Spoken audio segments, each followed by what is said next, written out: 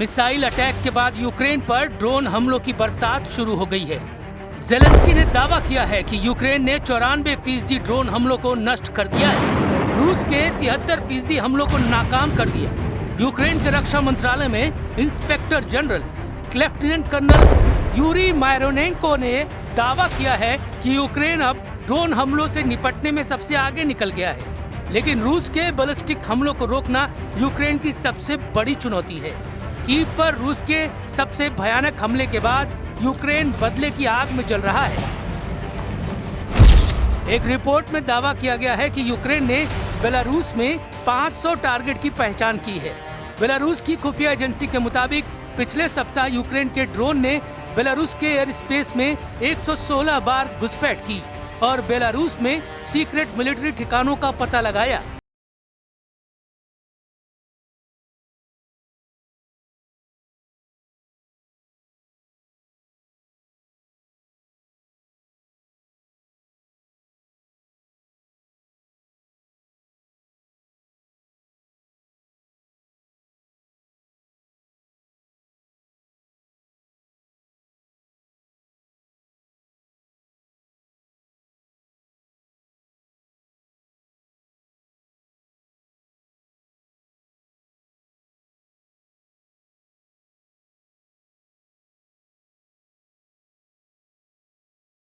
Зараз це або стала динаміка до того, що ми їх повністю зупинили і почали просуватися, бо зараз це не стала динаміка. Ну, декілька місяців, вибачте, це тенденція, але це ще не факт.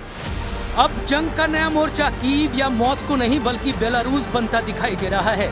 रूस के मिसाइल और ड्रोन हमलों के बाद यूक्रेन अब सिर्फ जवाबी कार्रवाई की बात नहीं कर रहा, बल्कि उन रास्तों को बंद करने की तैयारी में है जहां से पुतिन की जंग को ताकत मिल रही है।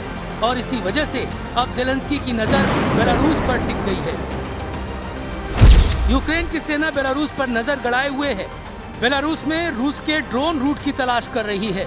सीक्रेट मिलिट्री बेस ट्रैक किए जा रहे हैं। सवाल है कि ये रूस के लिए नई मुसीबत है या जंग का नया फ्रंट खुल रहा है। यूक्रेन के खुफिया सूत्रों का दावा है कि रूस अब बेलारूस की जमीन का इस्तेमाल सिर्फ लॉजिस्टिक सपोर्ट के लिए नहीं बल्कि ड्रोन लॉन्च और एयर ऑपरेशन के लिए भी कर रहा है। यानी मॉस्को अब कीव पर दबाव बढ़ाने के लिए उत्तर दिशा से भी रणनीति बना रहा है। यही वजह है कि यूक्रेन अब बेलारूस के अंदर मौजूद उन ठिकानों की निगरानी कर रहा है जहां मॉस्को की मिलिट्री एक्टिव है। रिपोर्ट में दावा किया जा रहा है कि यूक्रेन ने सैटेलाइट और लॉन्ग रेंज ड्रोन की मदद से कई airbase, fuel storage, drone launch site, missile transport route, radar और एयर डिफेंस की लोकेशन इकट्ठा कर ली है। सवाल यह है कि क्या यूक्रेन अब सीधे बेलारूस पर हमला कर सकता है। एक्सपर्ट का मानना है कि फिलहाल ज़ेलेंस्की सीधे बेलारूस से युद्ध नहीं करेगा, लेकिन रूस ने बेलारूस के बेस से बड़े हमले किए तो यूक्रेन पलटवार से पीछे नहीं हटेगा। По всьому фронту найкращий для України, я не скажу, що він супер оптимістичний, але найкращий для України, мабуть, з осені 22-го року. Я вважаю, що зараз найкращі тенденції, тобто вони йдуть на деяке зниження втрат саме в особовому складі, на майже виведення в нульову втрат території. बेलारूस इस जंग में रूस का सबसे अहम बैकअप जोन बन चुका है।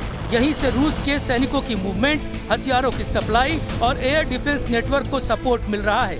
यही वजह है कि अब यूक्रेन की रणनीति सिर्फ रूस के अंदर हमला करना नहीं बल्कि रूस की पूरी सप्लाई चेन को कमजोर करना है।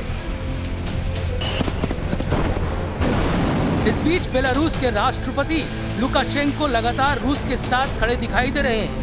बेलारूस में रूस के मिलिट्री एक्सरसाइज बढ़ गए हैं। बॉर्डर के पास एयर डिफेंस सिस्टम एक्टिव हैं और बड़ी बात यह कि रूस बेलारूस की जमीन पर न्यूक्लियर ड्रिल भी कर चुका है।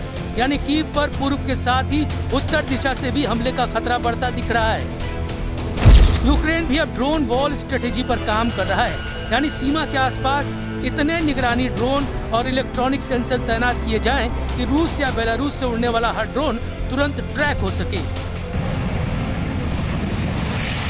यूक्रेन का दावा है कि उसने रूस के ज्यादातर ड्रोन हमलों को नाकाम कर दिया, लेकिन असली डर अब बैलिस्टिक और हाइपरसोनिक मिसाइलों का है, क्योंकि ड्रोन को गिराया जा सकता है, लेकिन कुछ सेकंड में आने वाली मिसाइलों को रोकना बेहद मुश्किल है। यही वजह है कि कीव लगातार नेटो से और एडवांस एंटी बैलिस्टिक सिस्टम की मांग कर रहा है। यूक्रेन के पास अमेरिका का सबसे ताकतवर air defence system patriot PAC-3 है, जो हर तरह की बैलिस्टिक मिसाइल को इंटरसेप्ट कर सकता है।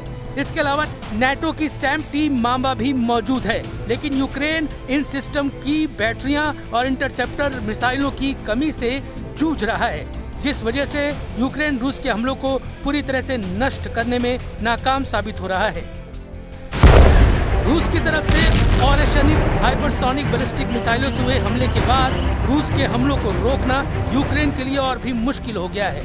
ज़ेलेंस्की कह चुके हैं कि हम ड्रोन हमलों को तो रोक सकते हैं, लेकिन कुछ मिनटों में आने वाली मौत की मिसाइलों से बचने के लिए मजबूत ढाल चाहिए। रूस भी अपनी रणनीति बदल रहा है। पहले सैकड़ों ड्रोन भेजे जाते हैं ताकि एयर डिफेंस सिस्टम एक्टिव हो जाए और फिर मिसाइलों से असली हमला किया जाता है। यानी ये सिर्फ फायर पावर की जंग नहीं, बल्कि एयर डिफेंस को थकाने की लड़ाई बन चुकी है।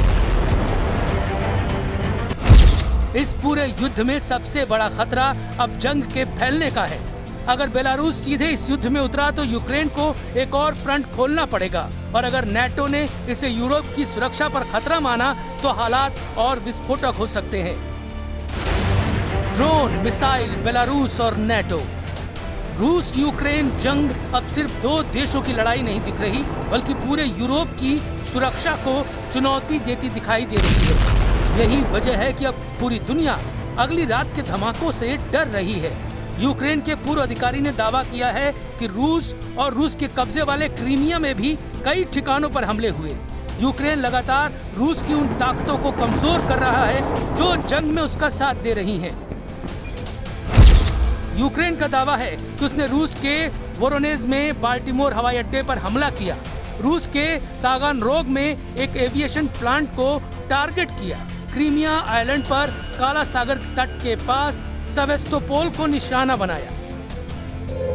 कीव में अब भी लोग रात को सायरन सुनकर बंकरों से भागते हैं और बेलारूस की सीमा पर सैन्य गतिविधियां बढ़ती जा रही हैं। लेकिन सबसे बड़ा सवाल यही है, क्या ज़ेलेंस्की अब रूस के साथ साथ बेलारूस को भी सीधा संदेश देने वाले हैं? अगर ऐसा हुआ तो क्या पुतिन जवाब में और बड़ा हमला करेंगे? Був удар ракет різних типів 90, із них багато балістики 36, 600 дронів. На жаль, не всю балістику вдалося збити. Найбільше влучань у Києві, і саме Київ був основною мішенью цієї російської атаки. Путін अब ज़ेलेंस्की की जंग सिर्फ रूस के एयरबेस, तेल रिफाइनरी या सैन्य ठिकानों तक सीमित नहीं दिख रही। अब पुतिन के सबसे बड़े बैंकों पर भी ड्रोन खतरे की घंटी बजने लगी है। यही वजह है कि मॉस्को में अब सिर्फ सेना नहीं, बल्कि बैंक भी ड्रोन वॉर मोड में जा चुके हैं। रूस में बैंकों की बिल्डिंग पर एंटी ड्रोन सिस्टम इंस्टॉल किए जा रहे हैं। रिपोर्ट में दावा है कि कर्मचारियों को हथियार मुहैया कराए जा रहे हैं, इलेक्ट्रॉनिक वॉरफेयर सिस्टम लगाया जा रहा है। रूस की संसद ने ऐसा कानून पास किया है जिसके बाद अब केंद्रीय बैंक और बड़े बैंक अपनी सुरक्षा खुद करेंगे। यानी अगर यूक्रेन के ड्रोन मॉस्को तक पहुंचते हैं तो अब सिर्फ सेना नहीं, बल्कि बैंक बिल्डिंग्स पर लगे एंटी ड्रोन सिस्टम भी उन्हें गिराने की कोशिश करेंगे। इस कानून के तहत रूस के सबसे बड़े बैंक, स्पेयर बैंक समेत कई वित्तीय संस्थानों को अपने सुरक्षा नेटवर्क मजबूत करने की इजाजत दी गई है। रिपोर्ट के मुताबिक बैंकों के कर्मचारियों को हथियार रखने, इलेक्ट्रॉनिक जैमिंग सिस्टम का इस्तेमाल करने और जरूरत पड़ने पर ड्रोन रोकने का अधिकार भी दिया जा सकता है।